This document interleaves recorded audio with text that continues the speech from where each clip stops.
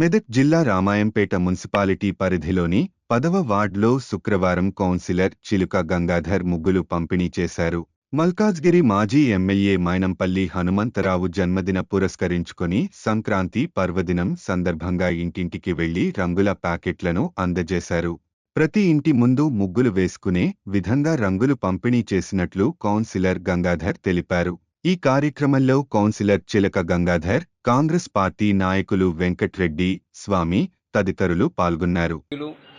మరి మల్కాజ్గిరి ఎమ్మెల్యే గారు మైనంపల్లి హనుమంతరావు గారు పుట్టినరోజు సందర్భంగా ఈరోజు 10వ వార్డులోని ఇంటింటికి తన జన్మదిన సభ సందర్భంగా కలర్సు సంక్రాంతి రోజు ఇంటి ముందట ముగ్గులు వేసుకుంటారు లేడీస్. అందుకరించి మరి ప్రతి ఒక్కరికి ఇంటింటికి ఒక కలర్ ప్యాకెటు మన హనుమంతన్న గారి పుట్టినరోజు సందర్భంగా కలర్స్ పంపిణీ చేయడం జరుగుతుంది.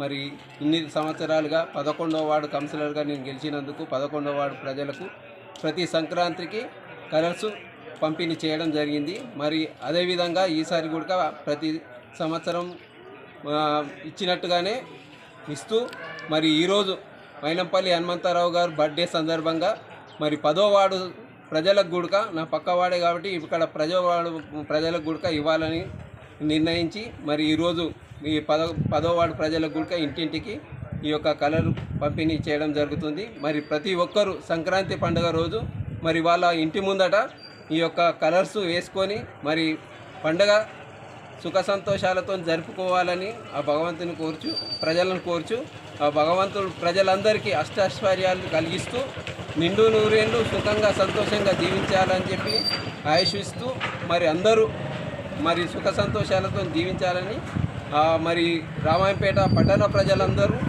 మరి మైనంపల్లి హనుమంతరావు గారు కొడుకైన మైనంపల్లి రోహిత్ గారిని మరి ఎందుకంటే ఈ శాసనసభ్యులుగా ఎందుకున్నారంటే రామాయంపేట పట్టణ ప్రజలు ఇన్ని సంవత్సరాల నుంచి మరి ఏ ఎమ్మెల్యే కూడా రామాయంపేట